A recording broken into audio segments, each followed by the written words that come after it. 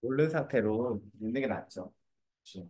네, 그래서 개념어를 가볼까요? 개념어. 오늘 개념어는 아까 말씀드린 것처럼 재미가 없어요.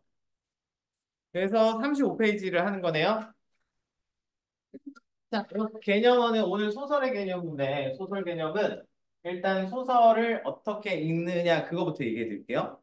자, 소설은요, 일단 소설 구성의 3요소를 바탕으로 읽어주시죠. 소설 구성 3요소 뭔지 알아요? 뭔데요? 네, 맞아요. 그래서 인사배입니다. 인사배. 인사배. 그래서 인사할 때 배에 손을 올려야 된다. 네, 왜 올려야 되는지 알아요? 아니요, 배를 집어넣어야지. 안 좁히고. 자, 그래서 인물, 사건, 배경. 이렇게 보시면 돼요. 자, 그래서 소설을 읽으실 때는요, 동그라미 칩니다. 인물은 동그라미 치면서 읽으세요. 자, 인물을 동그라미 치면서 읽으실 때 찾아야 되는 게 있어요. 뭘까요? 아니에요. 나가 있는지 없는지를 찾으세요. 자, 맞아요. 시점을 찾으라는 이야기요. 나가 있으면 1인칭이죠? 없으면 3인칭이죠. 그래서 인물 나오면 이렇게 동그라미 치고, 그리고 너 나오면 너 이렇게 또 동그라미 치고, 이렇게 동그라미 치면 인물 다 동그라미 치면서 읽으시는 거예요. 자, 그러면서 또 이제 뭐 찾으시냐면 인물에 대해서 설명을 하거나 아니면 인물의 정서를 이야기하면 밑줄 쳐서. 자, 그리고 사건이에요. 사건은 다시 말해서 뭐죠? 갈등이거든요. 자, 갈등이 나오면 이제 어떻게 하냐면 갈등은 뭐하고 뭐 있어요? 내적 갈등과 외적 갈등이 있죠? 자, 내적 갈등 어떻게 하는 거예요? 짜장면 먹을까, 짬뽕 먹을까 고민하는 거죠. 네, 외적 갈등은 뭐예요? 네, 싸워요. 네, 싸우는 거 다른 사람과. 그래서 내적 갈등이든 외적 갈등이든 무조건 원인을 파악하시고요. 그리고 내적 갈등이라면 앞에서 정서를 찾았잖아요. 그 정서가 어떻게 변화되는지 추적하세요. 인물의 정서 변화 양상이 문제로 나옵니다. 지문에 내적 갈등이 있어. 그러면 외적 갈등이 있으면 어떻게 해요? 일단 외적 갈등은 누가 누구와 갈등하는지가 제일 중요해요. 그래서 누구랑 갈등하는지 그리고 갈등이 해소되는지 안 되는지 그리고 해소된다면 어떻게 해소되는지 해소가 안 되면 왜? 뭐 때문에? 왜 때문에? 그래서 해소가 안 되는지 그것까지 체크하시면 그래서 갈등은 이렇게 보시는 거. 자, 그리고 배경은요. 배경 엄청 많죠? 사회적 배경, 시간적 배경, 계절적 배경, 날씨도 배경이고요. 엄청 배경이 많은데 그런데 배경은 그냥 두 가지로 생각하시면 돼요. 자, 남주, 여주 이별했어요. 날씨가 어떨까요? 추운 날, 겨울, 비와. 자, 왜 그렇죠? 왜 그런 배경이라고 생각해요? 몰라요. 이거 고정관념이. 네, 우울하니까 그 배경이 그들과 호응을 일으키니까. 그치?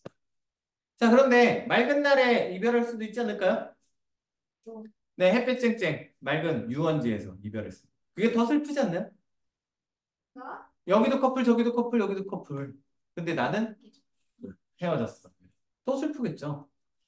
그래서 그런 거거든요. 그래서 배경은요, 정서를 강화시키거나, 아니요, 정서하고 같거나 상반되면서 강화시키는 역할이에요. 역시 상황과 호응되거나 반대되면서 강화해주는 기능. 그러니까 정서하고 상황에 나. 그리고 하나 더 하면 반영론적 관점 알아요? 네, 그래서 문학은요, 그 당시의 사회, 문화적 배경을 보여주기 마련이죠.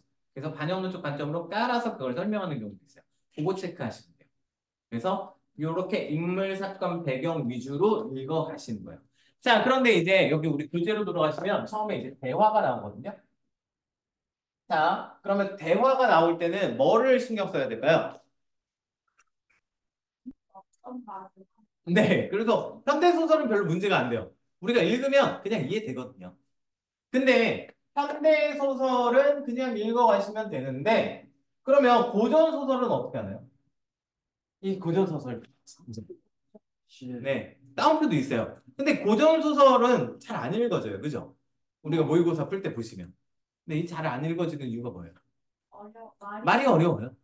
그리고 읽다 보면 이제 아시는데, 고전소설에서 인물을 동그라미 하세요. 그러잖아요. 그러면 동그라미를 막 쳐요. 친단 말이에요. 친단 말이에요. 인물이 20명 나오네. 몇 명 나오니? 한 20명 나오는데요? 근데 나중에 알고 보면 2명. 이래요. 특히 군담 소설 같은 경우 그렇거든요. 군담 소설이 뭐냐면 전쟁 이야기. 그래서 왜 그러냐면 이게 호칭이 자꾸 달라져요. 그래서 전쟁 나가서 공을 세우잖아. 막 벼슬을 올라가. 그래서 이게 엄청 많이 나오는 것 같은데 알고 보면 몇 명 안 돼. 그래서 대화를 하실 때는 이게 중요해요. 자, 고전소설에서 신경 쓰셔서 누가 누구에게 말하는지를 항상 신경 쓰셔야 돼요. 뭐에 주의하시면서? 호칭에 주의하시면서. 얘하고 어떤 사람, 같은 사람, 다른 사람 이게 중요해요. 이걸 체크하시면서 보셔요. 이게 중요하고요. 자, 그리고 그 밑에 이제 서술이라고 되어 있는데 자, 대화는 인물들이 하는 게 대화죠? 그럼 서술은 누가 하는 게 서술이에요? 서술자가 하는 게 서술이죠. 자, 그래서 이 서술자가 하는 거에서는 그냥 뭐 간단합니다. 여기에서 우리 저번에도 했는데 직접제시, 간접제시 구분하실 필요도 있는데 뭐 그건 쓸 필요까지 없는 것 같아요. 여기서 주의하실 건 바로 하나. 전지적 작가 시점에서 뭐를 체크하셔야 돼요? 서술자적 논평을 항상 빼먹지 말고 찾는 느낌으로 찾으면서 읽어주세요. 그래서 서술자적 논평, 편집자적 논평 얘네들은요. 요 말 자체가 문제로 나올 수도 있어요. 그리고 이하고 같은 말이 자 서술자가 사건에 대해서 혹은 인물에 대해서 주관적인 평가를 내리고 있다. 이런 식으로 나오거든요. 그래서 서술자적 논평이 지문에 있는 겁니다. 전지적 작가 시점은 원래 100% 이게 다 들어가 있어요. 근데 그 지문에 없을 수도 있어요. 그러니까 체크하시면서 읽어주셔야 돼요. 그리고 얘네들은 어떻게 한다고요? 인물이나 사건에 대해서, 상황에 대해서 뭐 한다고? 가치 평가를 하거나 정서적인 평가를 하면 서술자적 논평이라고 해요. 요거 체크하셔야 됩니다. 자, 그리고 그 다음 보시면 이제 요약적 서술인데 요약적 서술 뭔가요? 그냥 줄거리를 말하는 거죠. 네. 여기에서는 하나 체크하시면 돼요. 자, 요약적으로 서술하잖아요. 그러면 서술 속도, 사건의 전개 속도는 어떻게 돼요? 빨라지나요? 느려져요? 속도는 엄청나게 빨라져요. 속도감이 있어져요. 자, 한자 또 넘겨보시면 그 다음은 나온 건 묘사거든요. 자, 묘사는 여기 쭉 있는데 됐고요. 묘사에서는 하나만 또 기억하시면 돼요. 자, 묘사가 나오잖아요. 그러면 서술 속도는 빨라지나요? 느려지나요? 느려질 수밖에 없어요. 왜? 인물에 대해서 인물의 외양, 심리 혹은 배경에 대해서 묘사하면 속도는 겁나 느려집니다. 당연하죠? 속도에 영향을 미칩니다. 속도 개념은 다시 한번 이야기 드릴 거예요. 자, 그리고 그 맨 아래쪽 보시면 의식의 흐름 기법이 있거든요. 여기는 거의 용어 중심이에요. 의식의 흐름 기법은 함정으로 출제를 많이 해요. 그래서 자꾸 이걸 의식의 흐름이라고 생각하거든요. 여기에 심리를 묘사하잖아. 그러면 심리 묘사를 의식의 흐름을 서술했네. 그래서 그게 의식의 흐름 기법이라고 생각하는데 그러시면 곤란해요. 의식의 흐름 기법은 그게 아니에요. 의식의 흐름 기법은 초현실주의 기법이에요. 그래서 어떤 느낌으로 알아주시면 되냐면 이상의 날개라는 소설이 있어요. 그리고 소설가 구보시의 일기도 있어요. 자, 고등학교 레벨에서는 이 소설 빼고는 의식의 흐름 기법이 없다라고 생각하시는 거 오히려 편해요. 그래서 의식의 흐름은 말 그대로 이 사람의 의식을 서술하는데 의식상의 특징을 서술하는 거거든요. 자, 일반적인 심리 묘사는요, 확실하게 인과성이 살아있어요. 왜 이런 생각을 하는지. 근데 얘네들의 특징은 인과성이 결여돼 있어. 인과성이 전혀 없어. 그러니까 의식의 흐름으로 제가 저의 의식을 이야기해 볼게요. 아, 배고프다. 뭐 먹지? 짜장면. 짜장면은 언제부터 우리나라에 들어왔을까? 엉덩이 간지러운데? 집에 와서 뭐하지? 진짜 열심히. 내일부터 연우네. 게임할까? 현질해야 되는데. 자, 뭔지 알겠어요? 생각과 생각 간에 별로 없죠. 그러니까 우리가 일반적으로 생각을 할 때, 자, 생각을 뭔가 나게 만드는 시발점 역할을 하는 게 있어요. 근데 그거 빼고는 생각끼리는 인과성이 많이 결여될 때가 있어요. 그러니까 왜 그런 생각이 났어? 그런 생각이 났어. 이거잖아요. 그걸 얘기하는 거야. 근데 심리 묘사는 어떤 상황에 대해서 어떤 인물에 대해서 어떤 생각을 하느냐 그 내면을 꼼꼼하게 묘사하는 거거든요. 이제 그거하고는 달라요. 뭔지 알겠어요? 자, 그래서 한 장을 한번 넘겨보시면 자, 38페이지에 여기 날개라는 소설이 있거든요. 오른쪽에. 자, 이 날개라는 소설이 의식의 흐름 기법의 가장 대표적인 소설이에요. 그래서 줄거리 살짝 얘기해드리면 자, 지식인인 나는 강점기를 살아가는데 굉장히 무기력하게 살아가요. 그래서 나는요, 아내의 종속된 삶을 살아가다가 아내가 일 나간 사이에 그냥 이렇게 심심해서 띵글띵글 하다가 아달린이라고 적힌 약봉지, 약상자를 발견해요. 아달린은 수면제거든요. 그래서 이 수면제를 꺼내보니까 며칠 전에 아내가 나한테 줬던 아스피린하고 똑같이 생긴 거예요. 그래서 아내가 나한테 왜 아스피린을 먹였지? 아니 아스피린하고 왜 아달린을 먹였지? 날 죽이려고? 왜 죽여? 근데 난 지식이니까 이 문제에 대해서 연구해 보기로 해요. 그래서 산으로 올라가요. 그래서 거기서 이제 고민하고 생각하다가 귀찮은 생각이 들어서 그 수면제를 다 까가지고요. 한 입에 톡 털어먹고 씹어 먹어요. 그리고 나서 이 부분. 자, 내가 잠을 깨었을 때 날이 환히 밝은 뒤다. 나는 거기서 일주야를 잔 것이다. 일주일 아니고요. 하루 정도. 네. 그래서 풍경이 그냥 노랗게 보인다. 그 속에서 나는 번개처럼 아스피린과 아달린이 생각. 아스피린, 아달린, 아스피린, 아달린, 막사스, 마도로스, 아스피린, 아달린. 갑자기 막사스, 마도로스 왜 나오나요? 아무 의미 없는 거야. 의식의 흐름인 거야. 이렇게. 그래서 아내는 한 달 동안 아달린을 아스피린하고 속이고 내게 먹었다. 그것은 아내 방에서 이 아달린 값이 발견된 것으로 미루어진 건 너무나 확실해. 무슨 목적으로 아내는 나를 밤이나 낮이나 재웠어요. 나를 밤이나 낮이나 재워놓고 그리고 아내는 내가 자는 동안 무슨 짓을 해? 나를 조금씩 죽이려 했던 거지. 그러다가 단락 점프해 보시면 갑자기 아내가 걱정하는 것 같아요. 얼른 내려간대. 아내가 먹였는데.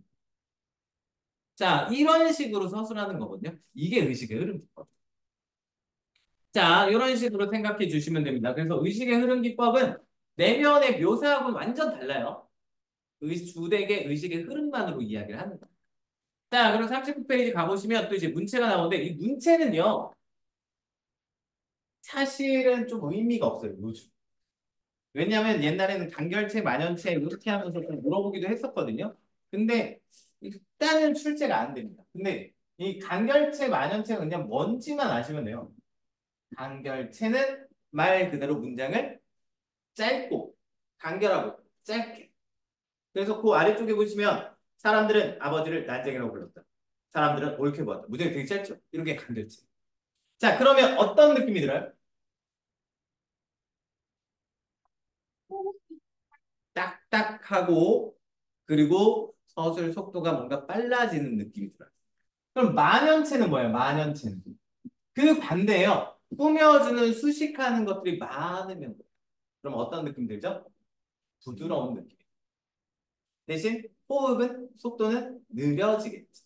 이것만 기억하시면 돼요. 자, 그리고 문어체하고 구어체가 있는데 이것도 그냥 뭔지만 아시면 돼요. 문어체, 구어체. 문어는 글로 쓰는 거고요. 구어체는 말로 하는 거예요.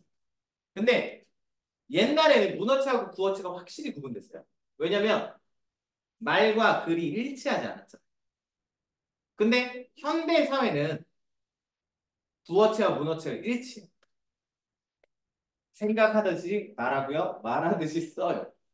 그쵸? 왜냐면 한글로 쓰니까. 근데 과거에는 그러지 않았다. 그러니까 예를 들어 이런 말 나오면 문어체거든요. 공작 가라사. 이런 말 써요? 말할 때? 안 하잖아요. 근데 요즘은 별 의미 없습니다. 고전 소설에서도 잘 안 물어봐요. 이런 느낌. 자, 그리고 현학적 표현 이거 단어 아셔야 돼요. 현학적 무슨 뜻인지 알아요? 현학적? 아니고요. 현학적 알아요? 몰라요? 자, 현학적은 자신의 학식을 뽐내는 듯한 태도를 현학적. 잘난 척하는 거. 그래서 요즘 현학적인 사람은 그런 거 있잖아요. 말끝마다 영어 섞었어. 네. 아, 오늘 굉장히 타이어드하고 기분이 센치한 게 스윙스. 집에 가서 디너 먹어야 돼. 스윙스. 와이 그래요? 와이? 예? 와이드 들고. 프렌드 할 말 있어요? 스윙스. 아, 스윙스가 그렇고요.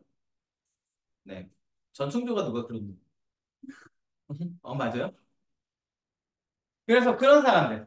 네. 그래서 뭐 그럼 고전에서는 어떻게 되겠어요? 한자어 많이 섞어 쓰는 사람. 그런 거예요. 그래서 다 비꼬기 위한 거예요. 그것만 기억하시면 되고요. 자, 관용적은 뭐 굳이 안 해도 되겠죠? 그래서 또 넘어갑니다. 자, 그리고 41페이지로 가시면 이제 고전 소설의 서술 방식이 나오는데 여기에서 이제 뭘 아셔야 되냐면 고전 소설의 일반적인 특징. 근데 여기선 많이 부족해요. 그래서 고전 소설의 일반적인 특징.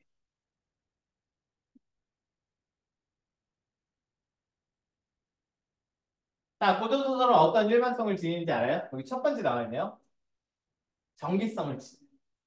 근데 이 정기성을 잘 아셔야 되거든. 첫 번째, 전기성. 이라고 있어요. 근데 정기성이 두 가지 있어요. 일반적으로 정기성을 지닌 소설이다 이야기 하잖아요. 그럼 뭘 나타내는 거냐면 기이한 기자. 그래서 비현실적인 요소가 들어가면 그러면 정기성을 지닌다라고. 그래서 옥황상제가 있어요. 구름을 타고 날아다녀요. 도술 부려요. 갑자기 변신해요. 이러면 정기적인 요소. 근데 또 정기성을 지닌 소설이다, 뭐 전의 양식을 지녔다 이렇게 말하면 그건 또 뭐냐면 일대기 구성. 그래서 요거는 홍길동전, 춘향전 이렇게 나오면 그래서 요게 다르거든요. 일대기는 구성이고 어떻게 태어나서 죽을 때까지 구성이고 그리고 비현실적인 건 요소예요. 네. 그래서 요소로 쓰이면 비현실적인 거고 구성으로 쓰이면 태어나서 죽을 때까지 이야기.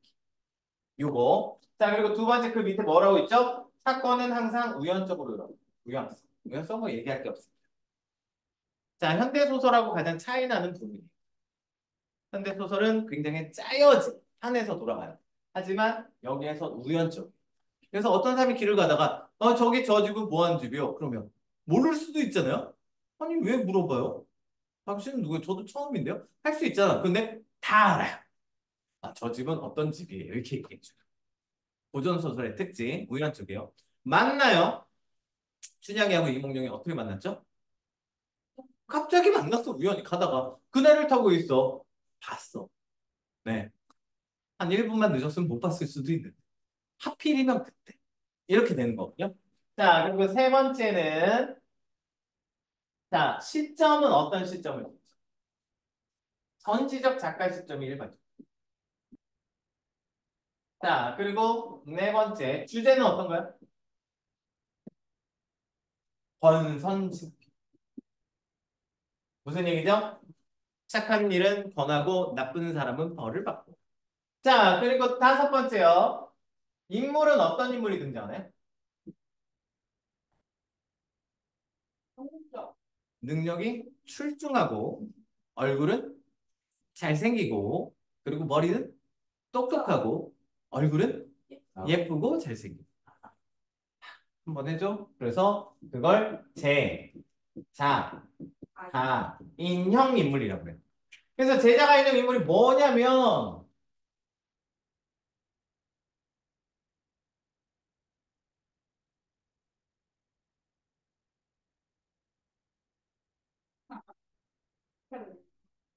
뭔지 모르겠어요?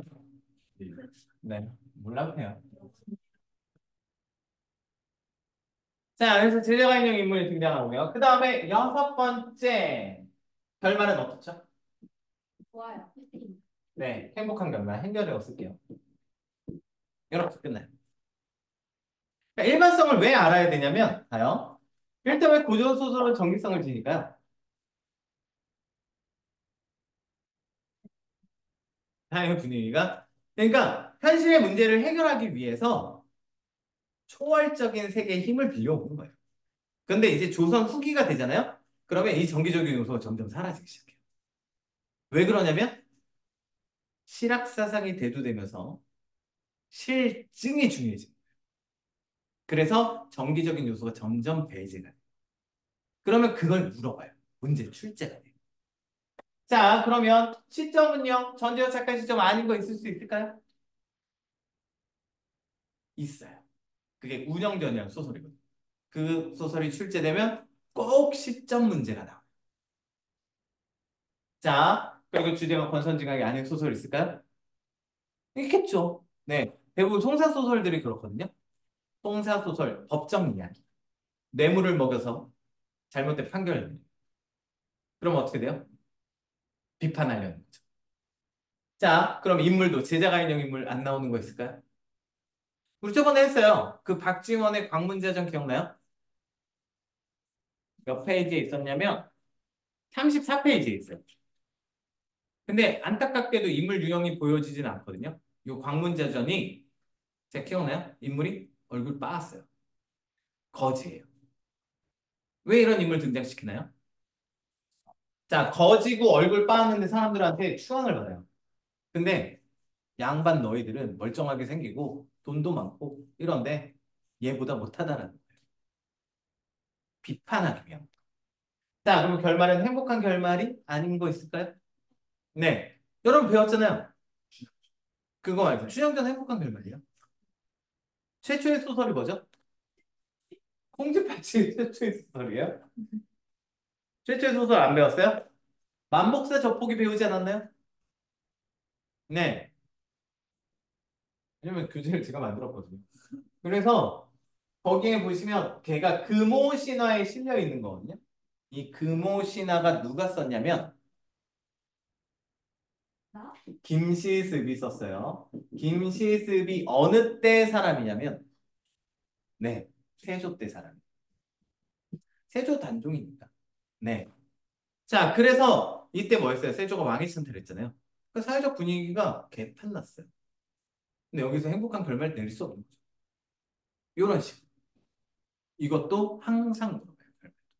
그러니까 일반적인 특성에서 거기에서 벗어난 모습이 있다. 그러면 문제가 여지없이 나와요.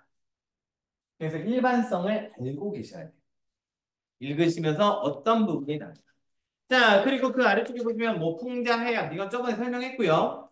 자, 그리고 모티프를 가진다. 이 모티프가 뭐냐면 어디에서 이미지를 준다. 뭐를 차용한다. 그러니까 소설을 만들 때 소설한테 영향을 준 게 있어요. 항상. 그래서 여러 가지 설화들이 모여서 그 설화가 뭉쳐서 되는 게 판소리나 소설이거든요. 그래서 뭐 가령 예를 들면 항상 공통적으로 영웅소설에서 많이 등장하는 게 여러분이 아셔야 되는 게 적강화소 모티브라든지 아니면 이거하고 똑같은 말이 천상인 하가 뭔 말인지 아나요? 그래서 하늘나라 애가 내려와갖고 환생해 이런 거라든지 아니면 뭐 기자치상. 그래서 정성을 들여서 귀한 아들을 낳는다든지 이런 내용들 항상 듣죠. 그래서 뭐 이 정도만 알아두시면 되고요. 그리고 그 밑에 뭐 고전 소설의 유형까지는 사실 이것까지 하면 이제 오늘 못 끝나죠. 그래서 뭐 이런 소설이 있다. 이 정도만 봐주시면 됩니다. 자, 그리고 한 장 넘겨보시면 이제 지까지 하면 우리 끝이에요. 근데 몇 장 안 남았어요.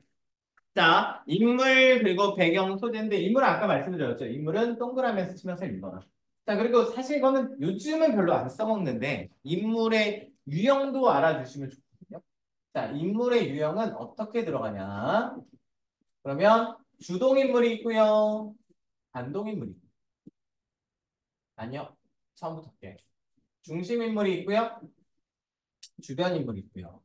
그리고 주동인물이 있고요. 반동인물이 있고요.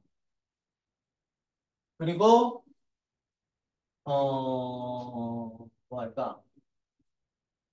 평면적 인물이 있고요. 입체적 인물.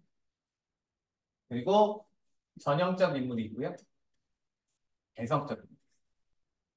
그냥 용어 정도만 아시면 돼요. 용어. 네. 그래서 중심 인물 뭔가요? 이야기를 끌어가는 사람. 주변 인물은 엑스트라.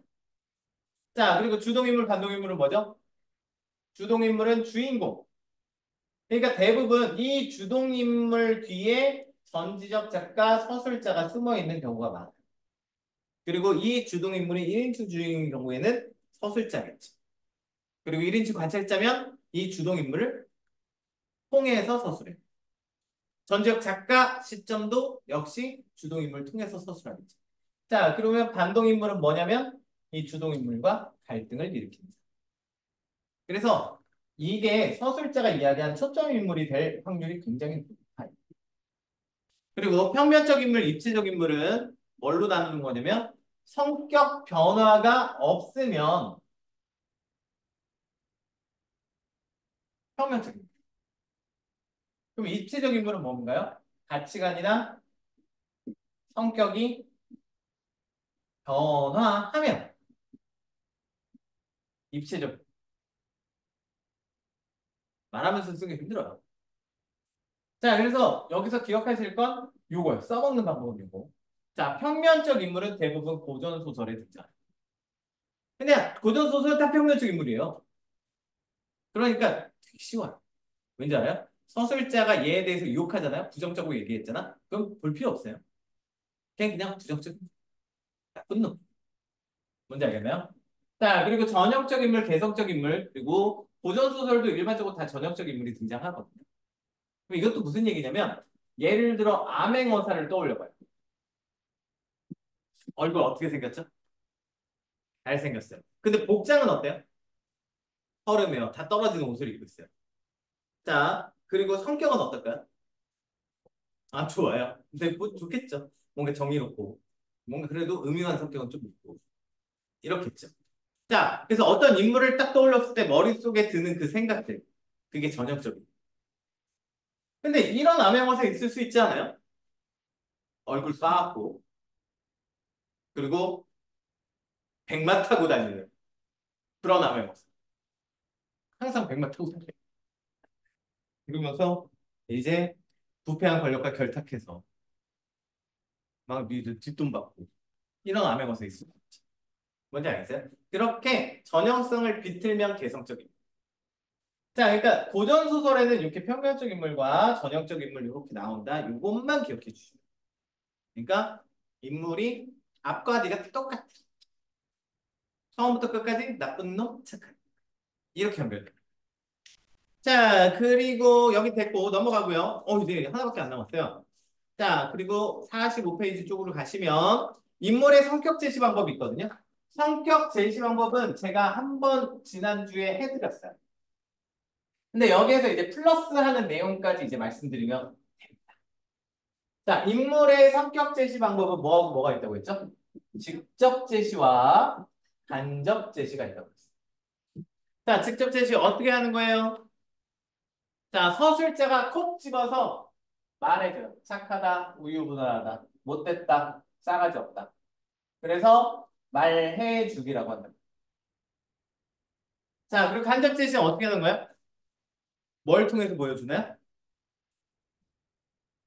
인물의 행동이나 대화를 통해서 보여줍니다. 자, 그래서 우리가 지난주에 했던 개념이 뭐였냐면 서술자와 인물의 거리, 인물과 독자 간의 서술자와 독자 간의 거리는 어떻게 돼요? 직접 말해줘요. 그럼 어떻게 된다고? 자, 인물과 가까운 거리에서 관찰해서 독자한테 친절하게 이야기해준다. 그러면 서술자가 친절해질수록 인물에 대해서 평가할 여지가 없어져서 멀어지게 됩니다. 자, 보여주면 어떻게 되죠? 서술자가 인물에 대해서 자세히 관찰하는 게 아니죠. 그러니까 서술자가 독자에게 친절하게 이야기하지도 않지요. 그러니까 어떻게 해야 돼요? 직접 감정이입하면서 생각해 볼 수밖에 없죠. 이렇게 되는 거예요. 자, 여기서 플러스 해야 되는 개념은 아까 했던 서술 속도요.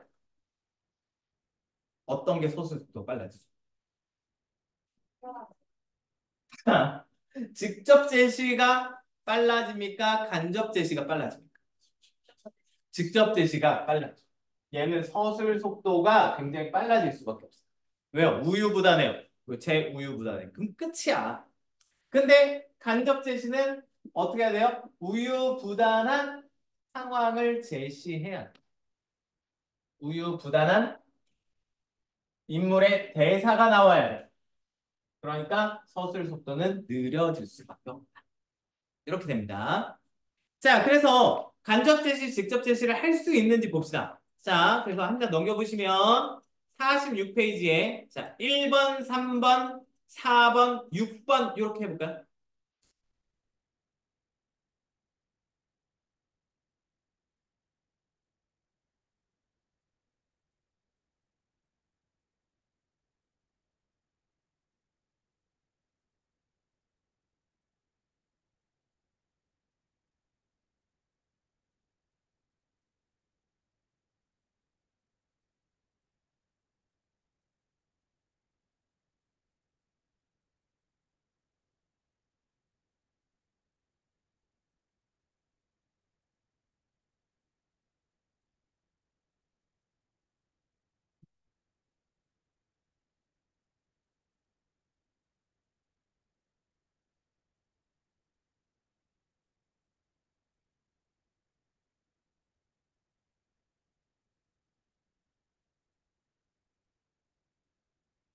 한 2분?